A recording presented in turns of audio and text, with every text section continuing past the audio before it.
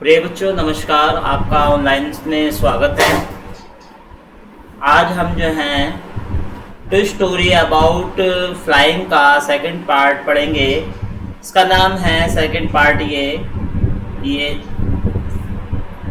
Black aeroplane Frederick first.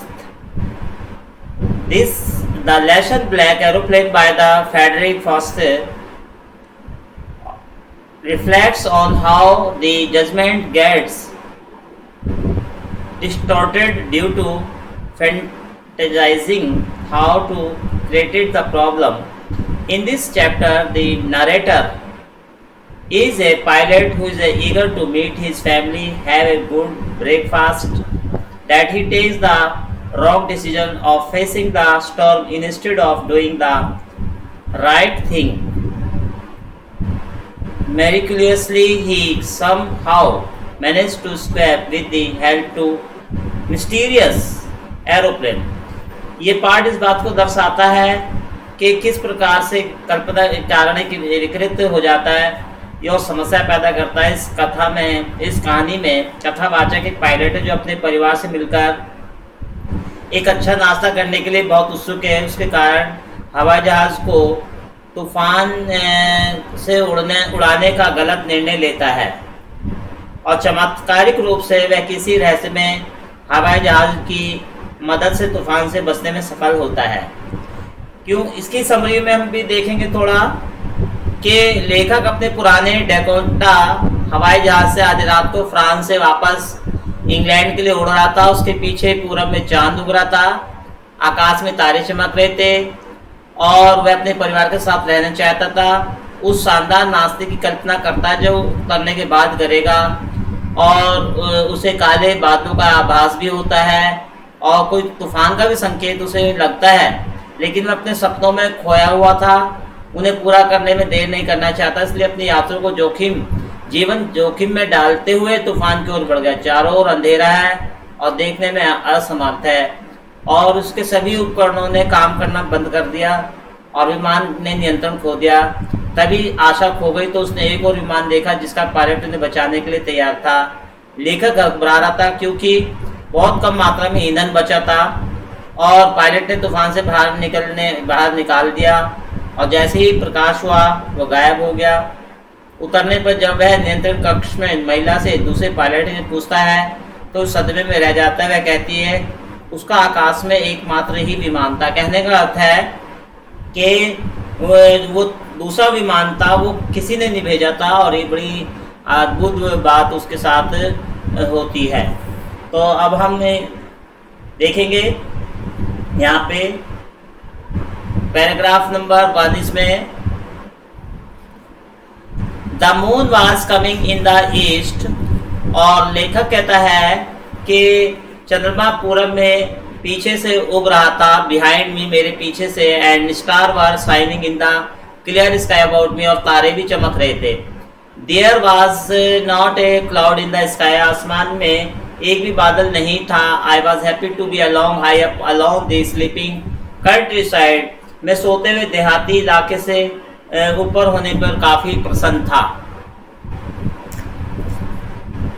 I was flying my old Dakota aeroplane. Dakota एक जहाज का नाम है, Dakota. Over France back to England. और मैं अपने पुराने Dakota हवाई जहाज से फ्रांस के ऊपर से इंग्लैंड को जा रहा था और I was dreaming of my holiday, looking forward to being with my family. और मैं छुट्टियों का समय के बारे में कल्पना कर रहा था, सपना देख रहा था कि मैं अपने परिवार के साथ हूँ। I looked at my watch, मैंने अपने घड़ी की ओर समय को देखा। 1:30 इन द मॉर्निंग, ये सुबह के 1:30 हुए थे। I should call Paris control soon, मुझे जल्दी से पेरिस के जहाज के नियंत्रण को जल्दी बुलाना चाहिए, कंट्रोल रूम को।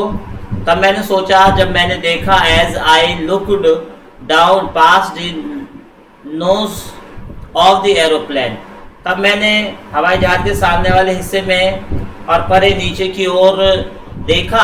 आई saw the light of a big city in front to me, मेरे सामने शहर की बड़ी बड़ी लाइट थी। I switched on the radio and said, मैंने अपने रेडियो को चालू कर दिया और कहा, Paris control Dakota DS088 here. ये इस तरह से वो संदेशा उसने दिया कि मतलब डेकोटा जहाज जो है DS088 है, नज़दीक है। कैन यू हियर मी, क्या आप मेरा संदेशा सुन रहे हैं? I am on my way to England over, उसने कहा कि मैं इंग्लैंड के रास्ते पर हूँ। ओवर मतलब ये बात पूरी हो गई है।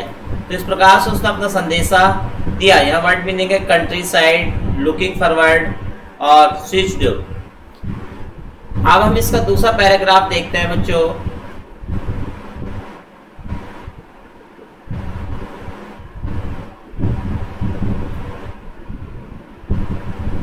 यहाँ पे the voice from the radio answered me immediately, DS088 one can hear you. तो एक आवाज आई, उसने उत्तर दिया जल्दी से कि हाँ, हम तुम्हारी आवाज जो है सुन रहे हैं।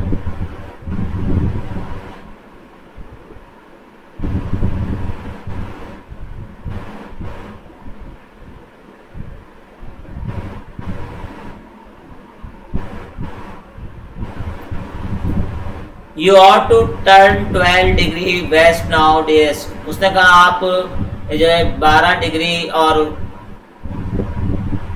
पश्चिम में DS को ले सकते हैं। I check the map and the compass, मैंने अपना नक्शा और कंपास जो होता है दिक्सूची यंत्र होता है, उसे देखा जिसमें हम दिशा देखते हैं। Switch over to my second and last fuel tank, और मैंने अपने टैंक के ईंधन के टैंक को देखा। And turn to Dakota 12 degree west toward England, और मैंने अपने डेकोटा जहाज को 12 डिग्री वेस्ट में इंग्लैंड की ओर मोड़ दिया। I will be in the time for breakfast, मैं शायद ब्रेकफास्ट के समय पे पहुंच जाऊंगा। आई थॉट, मैं सोचा, a good big English breakfast, एक अच्छा उम्दा खाना मिलेगा। I was going well, it was an easy flight, एक आसान उड़ान थी। Paris was about 150 kilometre behind me when I saw the cloud, Paris कब लगभग 150 किलोमीटर पीछे था जब ही मैंने देखा बहुत एक बादल आए। स्टॉर्म क्लाउड, एक तूफानी बादल थे। देयर वॉज ह्यूज, वो बहुत बड़े थे। They look like a black mountain, वो बड़े बड़े पहाड़ की तरह दिखते थे। Front of me across the sky, I knew I could not fly up over them, और मैं जानता था कि मैं इनके अंदर नहीं उड़ा सकता जहाज को। And I did not have enough fuel to fly around them to the north और साउथ, और मेरे पास इतना ईंधन भी नहीं है कि मैं उत्तर में उसके पास से हवाई जहाज को ले जाऊं। I ought to go back Paris, मुझे वापस पेरिस जाना चाहिए। But I wanted to go get home, लेकिन मुझे घर चाहिए था। I wanted to that breakfast, जिससे कि मुझे खाना मिल सके। I will take the risk, मैं अपना लिए खतरा मोल लूंगा। I thought the flew that old Dakota straight into the storm, मैं खतरा मोल लूंगा, मैंने सोचा पुराने डेकोटा को सीधे तूफान में डाल दिया। फिर हम देखेंगे पैराग्राफ नंबर 3 में, inside the cloud everything was suddenly black, it was impossible to see anything outside the aeroplane, the old aeroplane jumped and twisted in the air, बादलों के अंदर अचानक हर चीज काली हो गई। हवाई जहाज को बाहर किसी को भी देखना असंभव था।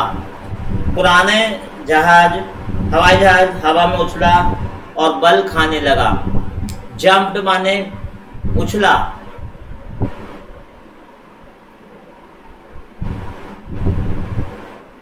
और बल खाने लगा। Twisted in the air, I looked, आप देख रहे हैं कि यहाँ पे किस तरह से ये पायलट चला रहा है। As a compass I could not believe my eyes,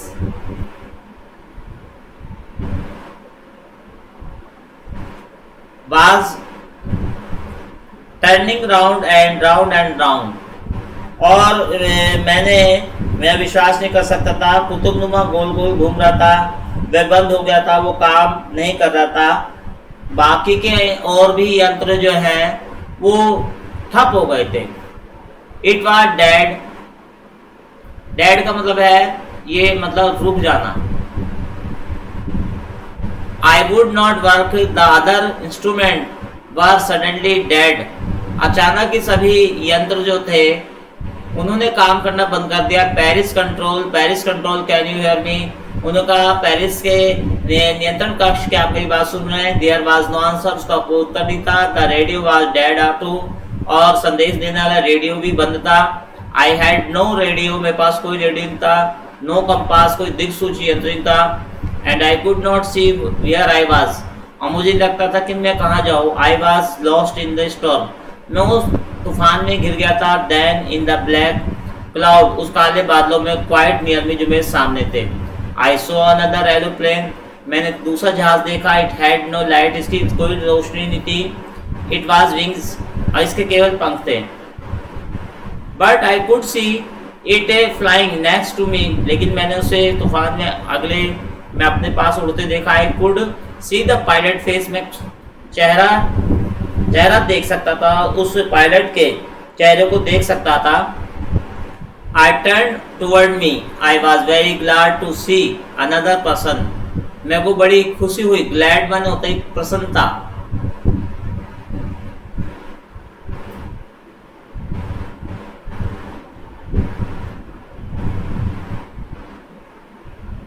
प्रसन्नता। He lifted one hand and waved. उसने जो है एक ना हाथ उठाया, ऊपर की ओर हाथ उठाया, और मैं बड़ा प्रसन्न हो गया। अगला पैराग्राफ देखेंगे। फॉलो मी, मेरा साथ साथ चलो। He was saying, follow me, मेरे साथ चलो। He knows that I am lost, वो जानता था कि मैं रास्ता भटक गया हूँ। I thought he is trying to help me, मेरे को लगता था कोई वो मेरी मदद कर रहा है। He turned his aeroplane slowly to the north in front of Dakota, so that it would be easier to me follow him. और अपना हवाई जहाज धीरे धीरे से मेरे डकोटा के सामने उत्तर की ओर मोड़ लिया, ताकि मेरे लिए उसका पीछे चलना आसान हो जाए। So that he would be easier to me how him. I was very happy to go behind to strange aeroplane like an obedient child. मैं बड़ा प्रसन्न था कि एक आज्ञाकारी बच्चे की तरह उस अजनबी हवाई जहाज के पीछे पीछे जाने में बहुत प्रसन्नता हुई। After an hour the strange black aeroplane was still, आधे घंटे के बाद वह अजीब काला हवाई जहाज अब मेरे सामने बादलों में था। अब डकोटा के आखिरी ईंधन के टैंक में केवल 5 या 10 मिनट तक और उड़ने के लिए ईंधन था। Half an hour this strange black aeroplane was still there front to me cloud. Now there was only enough fuel in the Dakota last tank flight over.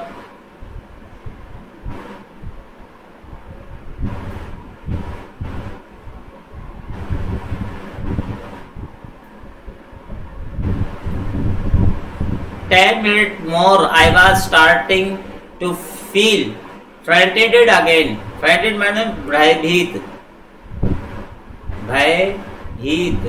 डरना।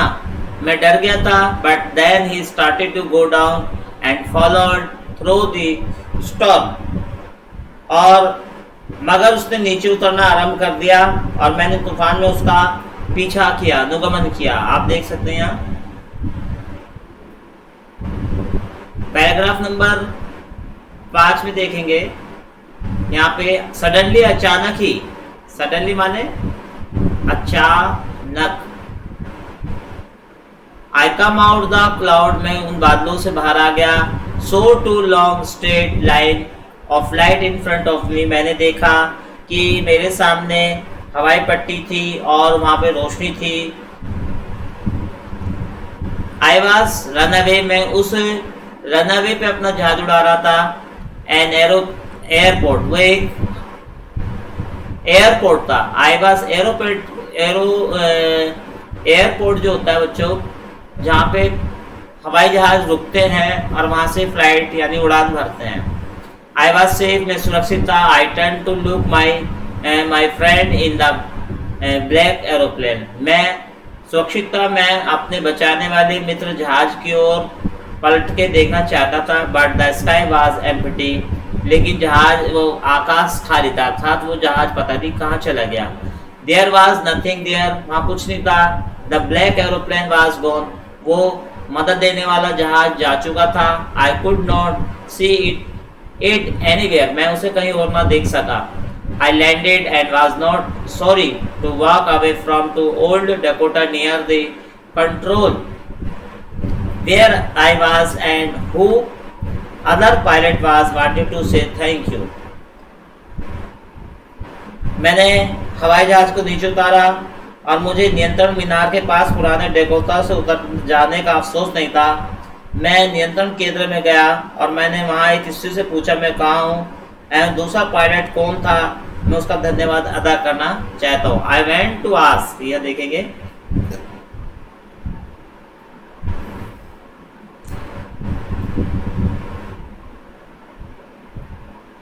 Women in control centre where I was, who the other pilot was wanted to say thank, मैंने चाहता था कि जिससे भी मदद गई मैं उसे धन्यवाद दूं।